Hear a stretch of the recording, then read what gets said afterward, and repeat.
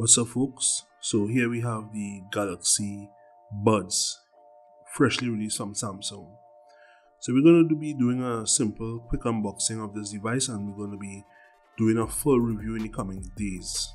So let's get into the unboxing. Alright, so first let's take off the lid, and here we have the casing for the Galaxy Buds, and we also have a cable, charging cable here, USB Type-C, and we also have some extra air tips as well for the Galaxy Buds included.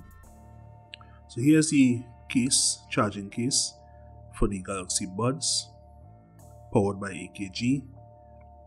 Let's take a look inside. Here we have the Galaxy Buds in all its glory. When the case is open, it automatically begins to pair with your Android device. These more or less work very seamlessly with the Samsung devices, of course. So there you have it, folks. We're going to be doing some in-depth testing of this device.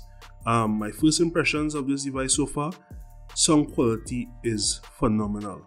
It's really great. Being an audiophile myself, I find it much better even than the wired headphones. So look out for the full review in the coming days. Bless.